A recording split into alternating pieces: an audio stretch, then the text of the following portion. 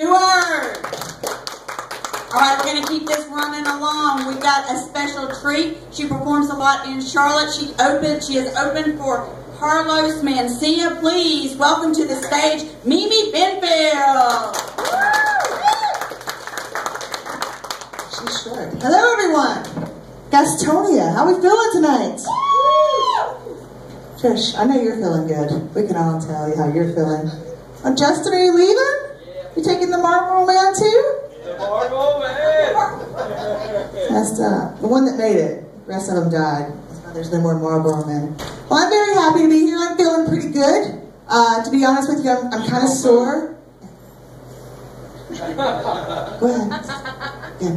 I'm a little sore. I got a tattoo, another tattoo. Obviously, I'm covered. And I hear they're slimming. They kind of hide the cellulite. I like tattoos. Yeah, I got another tattoo. I love tattoos. I remember my very first one I got on my 18th birthday. I got it on the back of my neck because I don't know if you guys remember this little band by the name of Limp Bizkit. Yeah, an American treasure right there. They did it all for the nookie. The lead singer of Limp Bizkit, you just want to do this the whole time where I was distracted. It's all good, it's whatever, I don't care. No, I mean, the lead singer of Limp Bizkit is Fred Durst, and he has a neck tattoo. I remember 18-year-old me seeing that, and I was like, this guy gets it. The Durst. Never gonna regret a neck tattoo, not me. No. I got a four-leaf clover on my neck because my family always told me growing up that we were Irish, that our ancestors come from Ireland. Any other Irish Americans here tonight? You guys got a four-leaf clover by chance? That's like our gang symbol. Have you noticed? Like, only Irish Americans, not Irish people, but like Irish Americans always get the four-leaf clover, so we know who we can get blacked out with. We're like a bunch of sorority girls. Like, woo, it's Wednesday! Oh! It's terrible. I'm proud. I'm proud to be Irish. And last year I decided to go on this website called Ancestry.com. Have you guys heard of that? Ancestry.com? That's a great website. I went all the way back to almost the 1600s. And got all types of documentation, hard proof that I am not Irish, like at all. No one in my family has ever even been to Ireland. I'm so British. There's actually a town in England called Benfield, my last name. Yeah, and I can never freaking go there because how am I going to explain this shit on the back of my neck? Oh, welcome to Benfield. Welcome to your home. Oh, what's that there on the back of your... Oh, this? Oh, basil. I really like basil. My dad hates that joke because he thinks it's bullshit. He thinks we're super Irish. I love my father. He always gives me really good advice since I was a little kid. I remember one thing he told me all the time, consistently, was, Mimi, when you grow up, whatever you do, don't have children. They will ruin your life. Okay, Dad. Thanks. I'll remember that. I think he told me that because he didn't want me to end up like my sister. She got pregnant early and often because she's a slut. You get it? She's a slut. She's not here. She's back home in her shoe. It's all good. But no, I am 30 years old and I've had 0 pregnancy scares. That deserves an applause for you guys. I'm a total hussy. It's not... Oh yeah, thank you. I demanded that. I appreciate it. No, I think the reason, it's not birth control. I found the secret. I found the way to avoid pregnancy. It's a little thing called being a lesbian. 100% effective. It works great. I don't know if you can tell from my cat t-shirt. I'm a flaming lesbian. This is weird pussy on my damn t-shirt all the time. It was really hard for me coming out because I went to Christian school growing up, Southern Baptist Christian school. Yeah, I feel the same way about it. I remember when I came out of the closet, all my friends had so many questions. They were like, why? Why are you a lesbian? And I felt so bad because I was young. I didn't have any answer. I didn't know. The only thing I could think to say was, boobs. Have you had them? They're fantastic. You guys know? You know, no boobs? You stink facing me right now. Well, fucking queers. Yeah, Gastonia. No, I'm kidding. But no, they kept pushing. They were like, well, what caused you to be a lesbian? Was one of your parents maybe a little gay? No, of course not. My parents have been happily married for over 35 years. And I just want to debunk that whole theory. Gay people, they don't come from other gay people. We come on other gay people. As often as possible. It's a play on words. It's a little word games. Gastonia, killing it. Crushing it. I don't really get to come on too many gay people. I'm a very unfortunate lesbian. I don't have a lot of luck in the dating field. Usually the only girls that are interested in me are spaghetti girls. You guys ever heard of a spaghetti girl? Well, basically, a spaghetti girl is a girl that's straight until you get her wet. Pasta. Nailing it. That's nasty. I am a little promiscuous, I'm not gonna lie. I think I inherited that from my grandmother. And a lot of people think that's weird because usually, you inherit like your smile or maybe a nice recipe for apple pie from your grandmother. I inherited sluttiness. My Meemaw is a straight up hussy. Like she has 8 children by 6 different baby daddies, never been married. And you know what? She's outlived all of my grandparents, not one gray hair on her head. I think she's got it figured out. She's 89 years old and kicking it.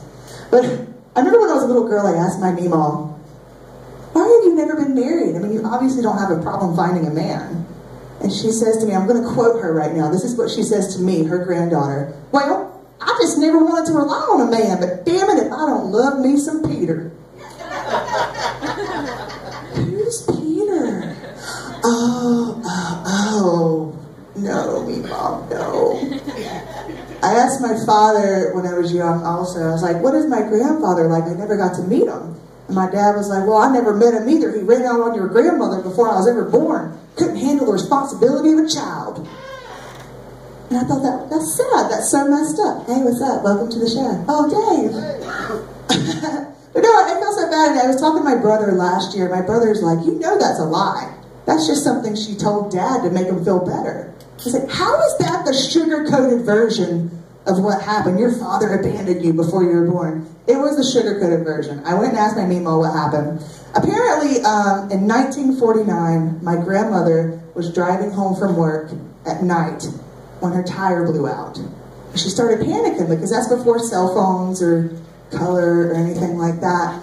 And she was really nervous. She didn't know what to do, but this gentleman pulls up behind her and he was kind enough to help her. He changed her tire for her. Spoiler alert, he becomes my grandfather. I'm not trying to ruin the story or anything. She was so grateful she wanted to repay him, but she didn't have any money. And if there's one thing you should know about Benfield is we're a lot like the Lannisters, and we always pay our debts. So that's how my daddy was made, on the side of the road one night in 1949. Us Benfields were classy. The definition of class.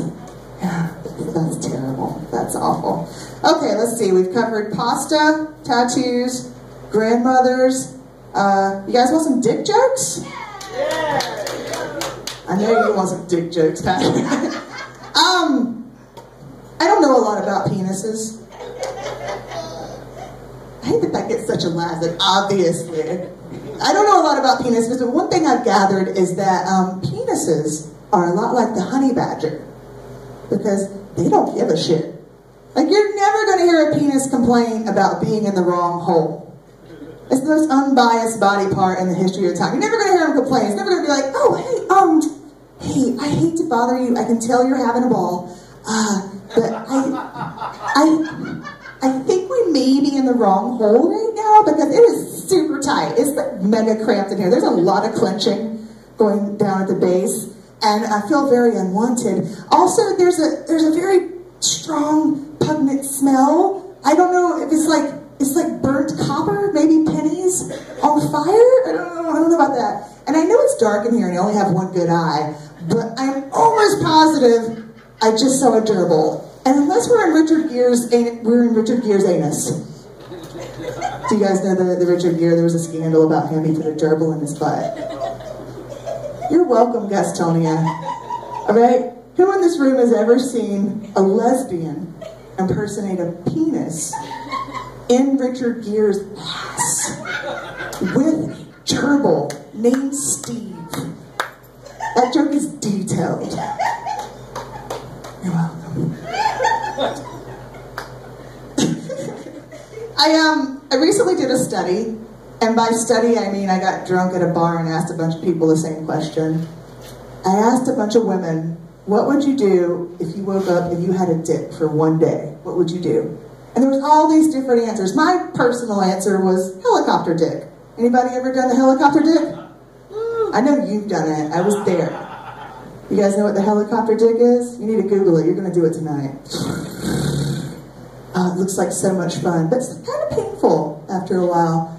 And a lot of girls, they said they would like to pee standing up, pee their name in the snow or whatever. And then a few ladies were like, well, I'd like to make love to a lady. My mother in particular, however, said, and I'm quoting, I would fuck a bunch of bitches. My mother said this to me. And I had to take a step back and be like, Mom, I don't mean to be an asshole, but I don't see a lot of women lining up around the corner to have sex with a 65-year-old woman with a dick. I mean, that's just, I don't know what ladies want, but that just doesn't sound right to me. But no, I went and asked a bunch of guys the opposite question. I was like, what would you do if you woke up and you had tits and a vagina for a day? Every guy, just about every single guy said the same thing. Can I ask you, sir? Is that a weird question? What would you do if you woke up and you had, just for one day? You'd stay in bed and play with yourself all day. That's what every single dude said. Will Jacobs said he'd go to work because he would be an independent woman. That's a weirdo. I'm that guy. I'm basically a straight guy trapped in a lesbian's body, and it's freaking awesome. I've rubbed it in like 3 times while I've been up here. You guys didn't even see it. That's how good I am at it. It's me off steering. That's probably why I'm single. I have a very crude sense of humor. I've never had a lot of success with dating. My longest relationship, I'm 30 years old, longest relationship I've ever been in lasted a total of 3 months. Non-consecutive. Like the bitch needed breaks. That's how bad I am at it. I do date terrible women. The one girlfriend, the one I'm talking about, she was actually bisexual, biracial, and bipolar. That's what it deserves, yeah. I like to call her the triple bypass because she ripped my freaking heart out. I'm over it. I don't even care. Like, I don't even care. I haven't checked her Instagram, Facebook, or Twitter in like 2 hours. So I'm obviously over it. No, but like I said, she was biracial. Well, she still is. You don't really stop being a race unless you're Michael Jackson or Sammy Sosa. Have you guys seen that? Sammy Sosa's white now. He's got blue eyes. You saw it? Google it after the show. You tell me, I'll pose. In weird, awkward positions. Okay, hold on. I'm gonna tell you. Is that good? Yes. Okay. But yeah, she was biracial, and I love dating her because I come from a very small town, and by small, I mean Caucasian. A lot like Gastonia, a lot of white people here. And I didn't have a lot of options. I had to have my women like I like my liquor, which is white, straight, and goes down easy. Another play on words, you're welcome. But no, now I live in Charlotte, the big city! Charlotte, North Carolina. And I can finally have my women like I like my coffee, which is hot, black, bitter. I love a mean girl. Oh my God, I want her to be my brown Christian Grey. Just slap me around. Oh, be so submissive. I love it. Like, she was mean. She was mean as a snake. Like I said, she was bipolar. Like, one minute she was the sweetest girl, and then the next 23 hours and 59 minutes a day, total bitch. And I miss her so much. Oh my God. Well, it was because she was so beautiful. I was telling my friend earlier today, I think that's why I suck so bad at relationships, because I go solely based on looks. I'm a vain asshole. And she was so beautiful. Like, she was so much prettier than me. I know what you're thinking, like when a straight girl says, oh my gosh, she's so much prettier than me. Fuck her. It's different when a lesbian says it, because it's more like, oh my God, she's so much prettier than me. I want to fuck her. I knew she was better looking than me, because like every time we would go to a place together and people would realize that we were dating, they would look at us and I could tell what they were thinking. Like, they would look at her and be like, wow, she's so pretty. And then they'd look at me and be like, wow, she must have an amazing personality. And they're wrong. I don't, not at all. Obviously. No, I come from a small town, like I mentioned earlier, I like about living in Charlotte is I don't get asked the same stereotypical questions as a lesbian. Do you guys guess what the first question, the main question I get asked as a lesbian? Can I ask you, what do you think men ask me more than anything else when they find out I'm a lesbian? No. You ruined my whole show! No, the main question I get asked is, can I watch? That's constantly it. Can I watch? No. Watch porn like everybody else. The second question I get asked is, well, how do two girls even do it? You can't plug a lamp into a lamp. Don't make sense. And I love answering that question because basically lesbian sex is almost exactly like lesbian porn. Like dead on. What we do is we put on a nurse's uniform, a cheerleading outfit, whatever's handy, and then we just make out while moaning very loudly, never losing eye contact with the camera, and then we just scissor to completion. That's all it is. That's it. That's lesbian sex. 3 people like that one. All right. Another one I get asked often, or it gets told to me, is like, maybe you just ain't found the right dick yet. I love when they ask me that because I reply with, you know what's ironic is I just recently found the perfect dip. It was on sale, and it's bright pink, just like my vagina. And you know how much us gays like to match. We love it. Oh my goodness, my parents hate my comedy so much. I kind of hate them too. They're older. My parents are in their late 60s now, and they're going through the change of life. My mother just went through menopause, and my dad is going through menopause. Have you guys heard of that? Yeah. Oh, you will. It's coming. That's a real thing. Like, basically what's happened is my dad, his testosterone levels are starting to lower, and it's causing him to be like a whiny little biatch. And I love him so much. I'm like his best friend. I'm the closest thing to a guy friend he has, a lesbro, if you will. He always calls me to complain about everything, specifically my mother. He's like, oh, your mother doesn't show me any affection. She loves her cat more than she loves me. And I hate when guys whine. But he's my dad. If it was any other guy, I'd be like, dude, stop being a pansy and grow some balls already. But I can't say that to my father. Mostly because I know he has balls. I used to live in them. And that was my first home. Oh, don't be grossed out. All of us used to live in our father's balls, all right? Let's just take a moment right now, everybody, and think about your dad's testicles and be thankful. Be grateful. I used to live in my father's balls until I got evicted by my mother.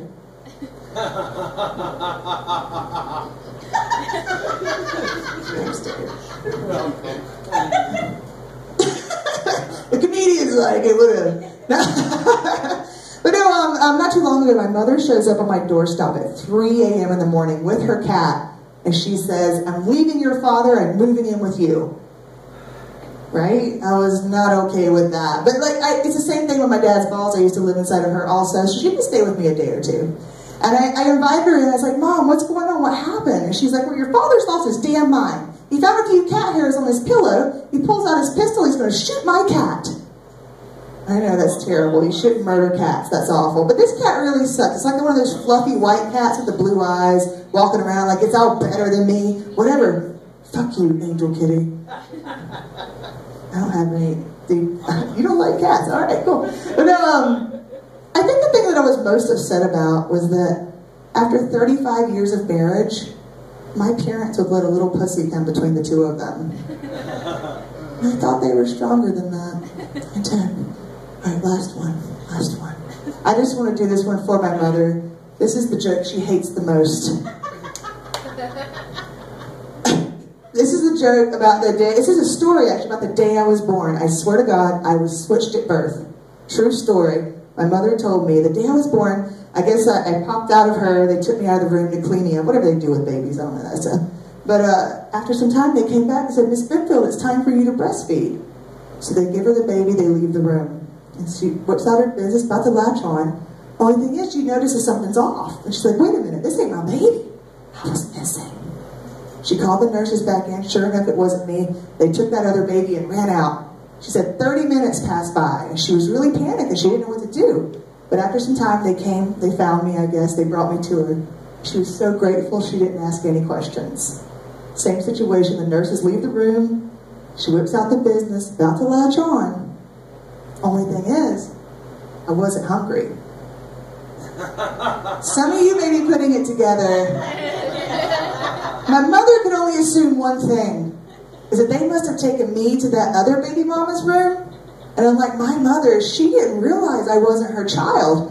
And well, me being the lesbian that I am, I didn't give a fuck that she wasn't my mom. So what you're all thinking is true. I got to second base with some strange. My first day on this planet. What? Alright guys, I'm Amy Denville. Thank you so much.